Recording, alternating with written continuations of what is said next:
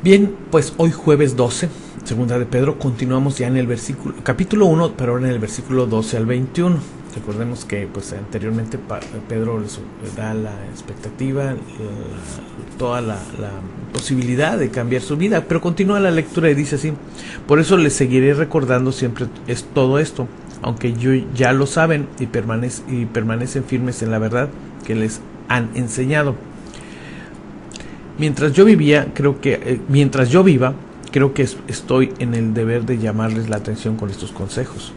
Nuestro Señor Jesucristo me ha hecho saber que pronto habré de dejar esta vida, pero haré todo lo posible para que también después de mi muerte se acuerden ustedes de estas cosas. Evidentemente, Pedro ya es una edad avanzada, por eso está diciendo esto. Las enseñanzas que les dimos sobre el poder y el regreso de nuestro Señor Jesucristo no consistían en cuentos inventados ingeniosamente, pues con nuestros propios ojos vimos al Señor en su grandeza. Lo vimos cuando Dios el Padre le dio honor y gloria, cuando la voz de los cielos le habló de aquella gloriosa manera: este es mi Hijo amado, a quien he elegido. Nosotros mismos oímos aquella voz que venía del cielo, pues estábamos con el Señor en el monte sagrado. Esto hace más seguro el mensaje de los profetas, el cual con toda razón toman ustedes en cuenta, pues este mensaje es como una lámpara que brilla en el lugar oscuro, hasta que el día amanezca y la estrella de la mañana salga para alumbrar el corazón. Pero ante todo tengan esto presente, que ninguna presencia de la escritura es algo que uno puede interpretar según el propio parecer, porque los profetas nunca hablaron por iniciativa humana, al contrario, eran hombres que hablaban de parte de Dios, dirigidos por el Espíritu Santo.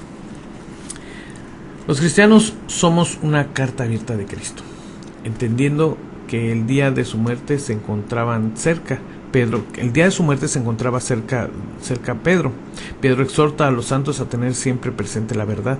Luego de mencionar su experiencia en el monte de la transfiguración, explica que la verdad que él me anunció no es una fábula artificiosa, sino una revelación directa de Dios. En el monte de la transfiguración se oyó una voz del cielo que anunciaba la gloria y la honra del Hijo de Dios Hijo. Solamente Jesucristo es la verdad.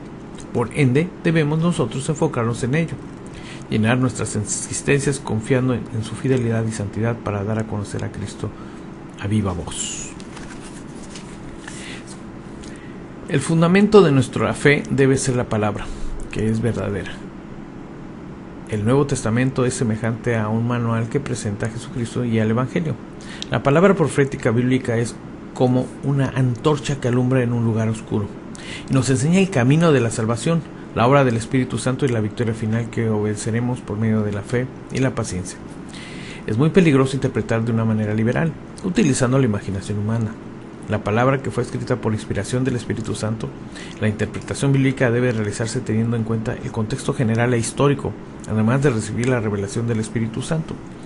Busquemos la ayuda del Espíritu Santo hasta que el lucero de la mañana salga, es decir, hasta que Dios vuelva por nosotros para hallar la verdad sobre Jesucristo y cimentar nuestra fe en ella. Miren, en cuanto a este último punto, creo que me parece sumamente interesante el leer la Escritura, leer la Biblia es fundamental para la vida de un cristiano. Yo no conocería a mi padre, a mi hija, a mi esposa, si no conviviera con ella. El leer la palabra de Dios es conocer a Dios, es acercarnos a Él. Pero también es bien importante el hacer una reflexión, una meditación de la palabra de Dios acorde a lo que Dios quiere. Es cuidar también, porque luego hemos visto, y yo conozco sé de personas que han caído en algunas actitudes extremistas o han perdido el enfoque, y pueden que sin mala intención, créanmelo, y lo que tengo que decir así, sin mala intención, han interpretado la palabra de Dios a su manera, o la interpretan o tratan de moldearla a su condición, a su situación personal, y la palabra de Dios no podemos usarla de esa forma. La palabra de Dios es palabra de Dios, inspirada, cierto, lo escribieron hombres como usted y como yo, o mujeres como usted y como yo, pero tiene el singular detalle que estos hombres y estas mujeres, Dios expiró en ellos su palabra para que ellos la recibieran, la inspiraran y poder escribirla. De esa forma la recibimos. Es como Dios trabajó para poder llegar, para que usted y yo podamos tener ese documento, ese libro que se llama Biblia, que es la palabra de Dios. Por eso le decimos así. Y esa palabra de Dios tenemos que conocerla y tenemos que interpretarla, tenemos que entenderla en función de lo que Dios tiene para nosotros. Y para entenderla necesitamos estar en perfecta relación o en la mejor, una gran relación con Dios, para que podamos, en una perfecta relación, digámoslo así, para poder entender qué es lo que Él tiene para nosotros. Le decía a un amigo en estos días, la Biblia es un manual de vida, no es un manual de cocina, no es un recetario de cocina, perdón, es un manual de vida en el que vienen respuestas a todas las condiciones que nosotros podamos imaginar de nuestra vida o que se suscitan a diario, pero no vienen como un recetario de cocina que dicen para tal caso haga esto y esos ingredientes. No viene así, de esa forma, pero trae principios que rigen nuestro andar y tenemos que aprender a leerlos, a interpretarlos, a esperar también a tener la condición para que Dios nos hable a través de su palabra. Por eso para muchos resulta inentendible o poco lógico el lenguaje de la palabra de Dios, de la Biblia, o las historias. Sé qué necesidad tengo yo de conocer una genealogía, por ejemplo, y que fulanito engendró a tal y a tal. ¿Qué me sirve eso?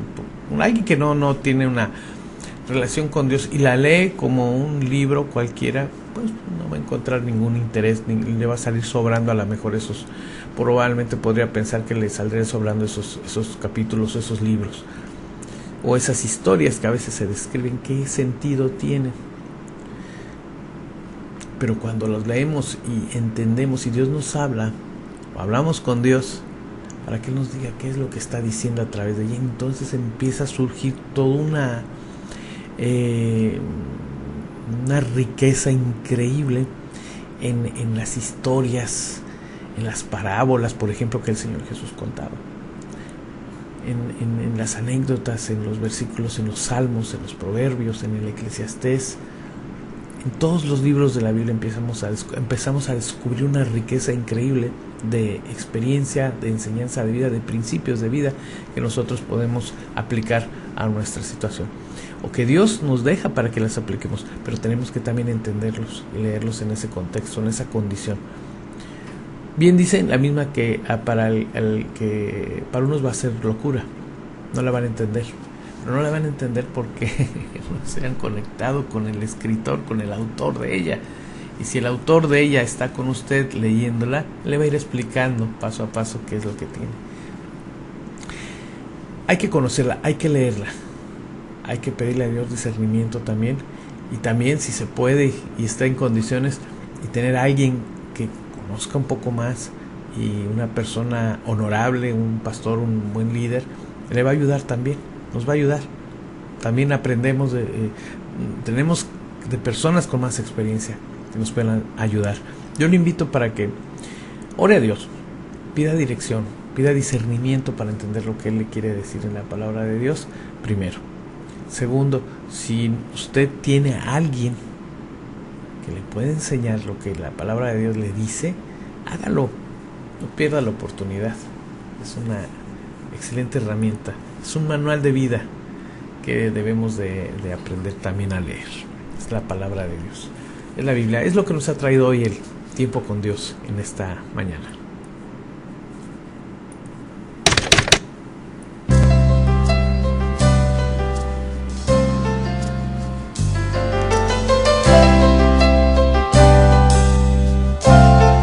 Muchas gracias por acompañarme en esta sección, el tiempo con Dios, que cada mañana ustedes les aprecio su compañía. A las 8:45 de la mañana estamos en esta sección. Gracias por acompañarme en este tiempo. Vamos a continuar con la programación y no dejen de acompañarnos, no dejen de estar aquí en este espacio de reflexión que tenemos cada mañana. Los invito, 8:45 de la mañana estoy dentro del espacio de En Línea que transmitimos de lunes a viernes.